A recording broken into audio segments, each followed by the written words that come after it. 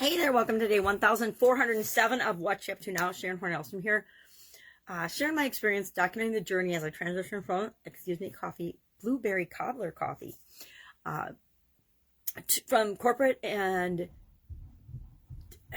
entrepreneurial, lots of different businesses, over 27 different industries, over 48 plus years and counting, as well as simultaneously over a quarter century in corporate America, working in different capacities, primarily leadership.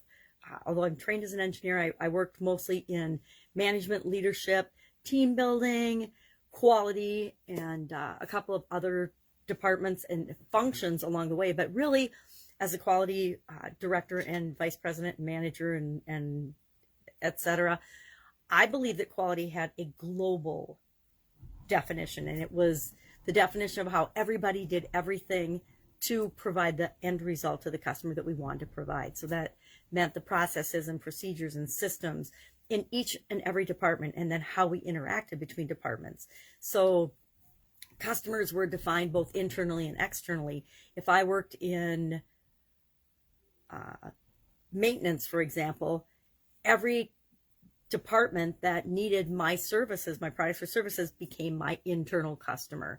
And everything I did, just like everybody else in the organization, was to provide our end customers with the products and services at the level and the quality, et cetera, that we had promised we would deliver them in our sales process. So it's all interconnected and all linking. So today, what am I working on? Just finished 3 pieces of content. Get Up and Go Challenge, day 6 today. And day 6 has turned into our 7 Whys exercise day over the last few challenges. And 7 Whys is just an exercise and a tool where we ask ourselves, we think of something that we want, and then we ask ourselves a series of 7 questions, the question why, over and over and over again, to get at what is our underlying core motivation and what will really drive us to make sure that we achieve that thing that we want. And all the whys along the way will contribute in a positive way to help us achieve what we want, whether it's a positive thing or not. Sometimes we have a negative reason for wanting something. Sometimes we don't want to feel pain. We don't want to feel embarrassment. We don't want to feel stupid. And that is kind of a negative feeling, but it drives us for positive change and therefore encourages us to work toward what we want.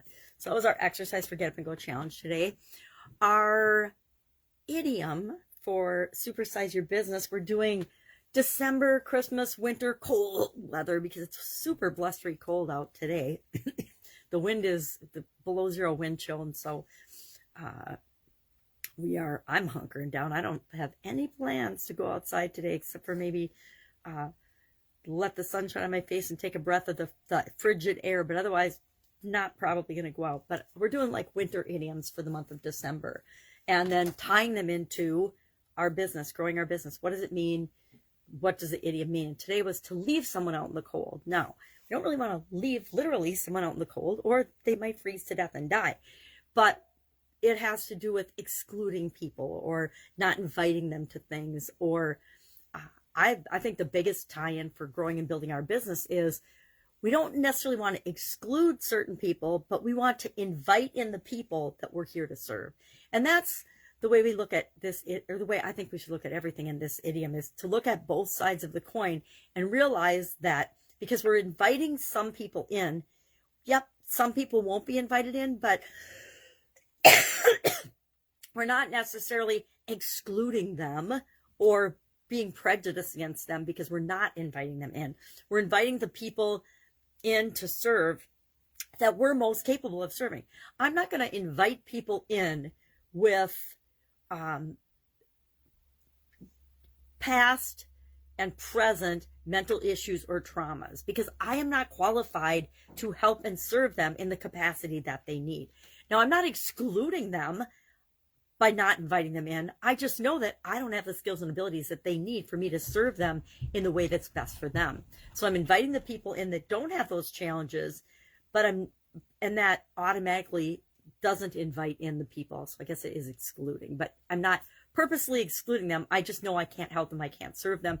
And so it would be a disservice to them to invite them in, only to find out that what I've got to offer isn't going to solve their problem or help them in the ways that they need. So that was our idiom today. Our annual challenge. We're winding down on the annual challenge. I always note when we get down, it's just a few pages left. It's getting to be toward the end of the year. But it was kind of actually had a little bit to do about exclusion and exclusivity. Life is not a popularity contest. Be brave, take the hill, but first answer the question, what is my hill? Meaning stand up for what you believe in, but make sure you know what you believe in and what you're standing up for, and stick by that no matter what other people think, right? We're always going to have different opinions, different values, different beliefs than other people. And we don't change our mind or cower because other people don't believe the same things in the same way we do. We stand up for what we believe in, and then we let them stand up for what they believe in as well. And it doesn't have to be a conflict or a battle. There's plenty of beliefs to go around for all of us, right? There's plenty of variety and diversity and thoughts and feelings and beliefs for everybody. So you go ahead and feel what you want to feel and let other people feel what they want to feel. I guess that's how I look at it. Do I always practice that? Heck no, of course not, because I'm human. We're all human. Do I make an attempt the best of my ability? Absolutely, I do. And the older I get, the better I get at it, I think. So those are just 3 pieces of content that I work on every day. And then I share this little rambling about what am I doing, what am I working on. But today I was thinking about next year and some different projects and things I'm going to do, and both online and offline, and what to share, what not to share. So I guess I'd be curious, what do you want to know more of? What would you like me to share about? Because I'm always doing, it's kind of like if you watch a movie or read a book, they only share the things that are pertinent in the book, right? They don't talk about all the things that are going on in someone's life all the time. They just talk about the pieces of information that add value to the story, add value to the plot, the plot line, etc. But there's always, hundreds of thousands of things more going on than we actually see or are communicated. So I guess I'm asking, what do you want to see? What do you want me to communicate? Because there's always a lot going on, and I just kind of randomly pick and choose what I'm going to share, but I want to share what you want to hear about. So share that in the comments below, and we'll work on doing a much better job of that in the coming days, weeks, and years, instead of just what it is that I want to talk about. Because it doesn't matter what I want to talk about, it's what do you want to know? What would help you? What lessons learned have I experienced that would help you to not have to learn those lessons? If I can shortcut and save anybody the pain and agony of the mistakes that I've made, that's what this is all about. All right, have an awesome day. If you have any questions or I can help you in any way, ask. Otherwise, I'll be with you tomorrow.